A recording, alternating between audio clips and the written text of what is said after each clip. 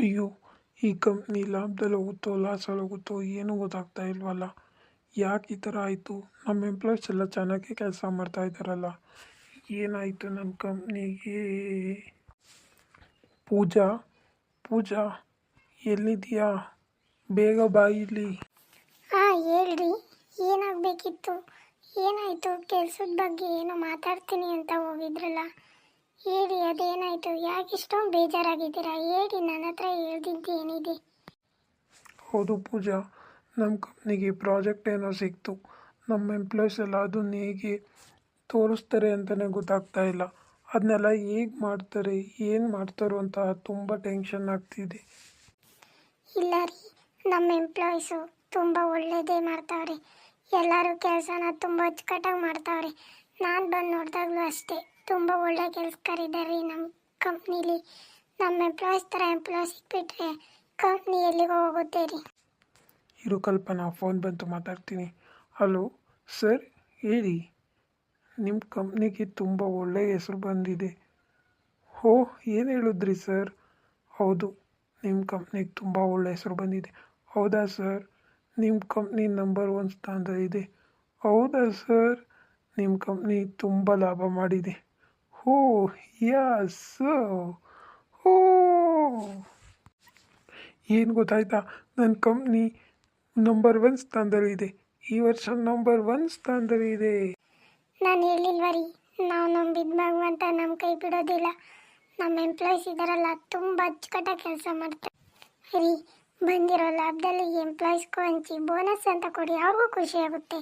ಆವಾಗ ಅವರು ಸಹ ನಿಮ್ಮ ಜೊತೆ ಸೇರ್ಕೊಂಡು ಇನ್ನೂ ಹೆಚ್ಚೆಚ್ಚು ಕೆಲಸ ಮಾಡಬೇಕು ಅಂತ ಅವರು ಪ್ರೀತಿಯಿಂದ ಕೆಲಸ ಮಾಡ್ತಾರೆ.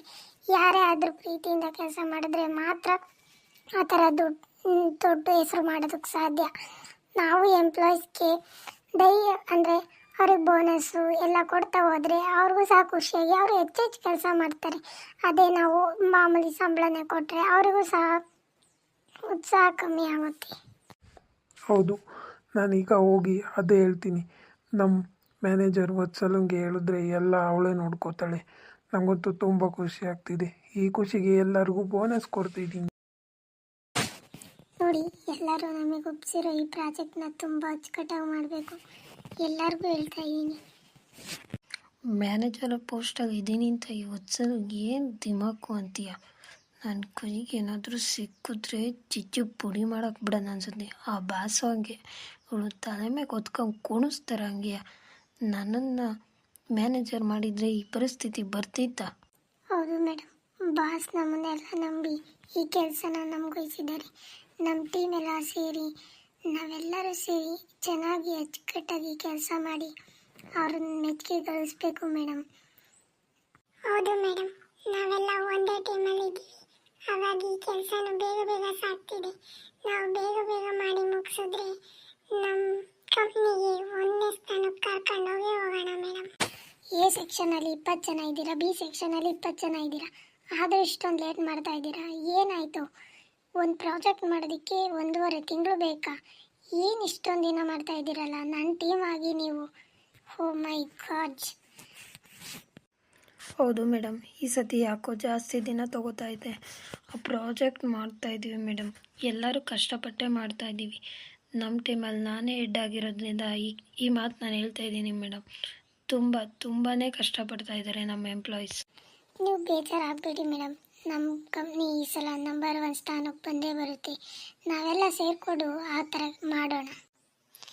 ನಾನು ಕಸ ಹೊಡಿಬೇಕು ಮೇಡಮ್, ನೀವೆಲ್ಲ ಒಂದು ಸ್ವಲ್ಪ ಆಚೆ ಹೋಗಿ. ಇಲ್ಲಿ ಇಂಪಾರ್ಟೆಂಟ್ ಡಿಸ್ಕಸ್ ನಡೀತಿದೆ, ಕಸ ಅಂತೆ. ಇಷ್ಟೊತ್ತೆಲ್ಲ ಹೋಗಿದ್ರಿ? ನೀವೇನು ಮಾಡ್ತಿರ್ತೀರಾ? ನಾನು ಹೇಳಿರ್ಲಿಲ್ವಾ 9 ಗಂಟೆ ಒಳಗೆ ಎಲ್ಲ ಕೆಲಸನೂ ಆಗಬೇಕಂತ? ಆಫೀಸ್ ನೋಡಿ, ಆಫೀಸ್ ಥರ ಇದೆಯಾ? ಸಾರಿ ಮೇಡಮ್, ಇವತ್ತು ನಮ್ಮ ಮನೆಗೆ ಹಬ್ಬ ಇತ್ತು ಮೇಡಮ್. ಸಾರಿ ಅಂತೆ ಸಾರಿ. ಇನ್ನೊಂದ್ಸಲ ಲೇಟಾಗಿ ಕೆಲಸ ಮಾಡಿದ್ರೆ ಈ ಕೆಲಸದಿಂದ ನಿಮ್ಮನ್ನು ತೆಗೆದಾಕಬೇಕಾಗುತ್ತೆ. ಬಾಸ್ ನಮ್ಮನ್ನು ತಾನೇ ಬೈಯೋದು, ನಿಮ್ಮನ್ನಲ್ವಲ್ಲ. ಎಲ್ಲ ಹೋಗಿ ಕೆಲಸ ಹೋಗಿ ಎಲ್ಲ ಕೆಲಸ ಮಾಡ್ಕೊ ಹೋಗಿ, ಬೇಗ ಹೋಗಿ. Okay madam. ನೋಡಮ್ಮ ವತ್ಸಲ, ಈ ಸಲ ನಮ್ಮ ಕಂಪ್ನಿ ತುಂಬ ಮೊದಲನೇ ಸ್ಥಾನಕ್ಕೆ ಬಂದಿದೆ. ಹಾಗಾಗಿ ನಾವು ಎಲ್ಲರಿಗೂ ಬೋನಸ್ ಕೊಡಬೇಕು. ಹಾಗಾಗಿ ನೀನು ಮ್ಯಾನೇಜರ್ ಅಲ್ವಾ, ಹಾಗಾಗಿ ನಿನಗೆ ಖುಷಿ ವಿಚಾರನ ಮೊದಲು ಹೇಳ್ತಾ ಇದ್ದೀನಿ. ನೋಡಮ್ಮ, ಎಲ್ಲರಿಗೂ ಬೋನಸ್ 10,000 ಕೊಟ್ಬಿಡೋಣ ಈ ಸತಿ. ನಮ್ಗೆ ತುಂಬ ತುಂಬ ದೊಡ್ಡ ಲಾಭ ಬಂದಿದೆ. ಎಲ್ಲರಿಗೂ ಹಂಚಬೇಕು. ಎಲ್ಲರೂ ಎಂಪ್ಲಾಯೀಸ್ ಥರ ನಮ್ಮ ಎಂಪ್ಲಾಯೀಸ್ಗಳು ಸಹ ನಮ್ಮ ಥರನೇ ಕೆಲಸ ಮಾಡ್ತಿರ್ತಾರೆ. ಹಗಲು ರಾತ್ರಿ ಎಂದಲೇ ಕೆಲಸ ಮಾಡ್ತಿದ್ದಾರೆ. ಅದರಲ್ಲಿ ನೀನಂತೂ ಯಾವಾಗ ಫೋನ್ ಮಾಡಿದ್ರು ಹೌದು ಸರ್, ಹಿಂಗೆ ಸರ್, ಹಂಗೆ ಸರ್ ಅಂತ ಹೇಳ್ತಾನೇ ಇರ್ತಿದ್ದೆ. ನನಗಂತೂ ನಿಮ್ಮನ್ನೆಲ್ಲ ನೋಡಿ ತುಂಬ ತುಂಬ ಖುಷಿಯಾಗುತ್ತಮ್ಮ. ಈ ಥರ ನಾವು ಒಂದು ಪ್ರಾಜೆಕ್ಟ್ ಒಪ್ಕೊಂಡು ಆ ಪ್ರಾಜೆಕ್ಟ್ ಸಕ್ಸಸ್ ಆಗಿದೆ. ಆ ಪ್ರಾಜೆಕ್ಟಿಂದ ನಮಗೆ ಲಾಭನೇ ಜಾಸ್ತಿ ಆಗಿದೆ. ಅದೆಲ್ಲ ನಮ್ಮ ಎಂಪ್ಲಾಯೀಸಿಂದಾನೇ ಅಮ್ಮ. ಹಾಗಾಗಿ ಎಲ್ಲರಿಗೂ ಬೋನಸ್ ಕೊಡೋಣ.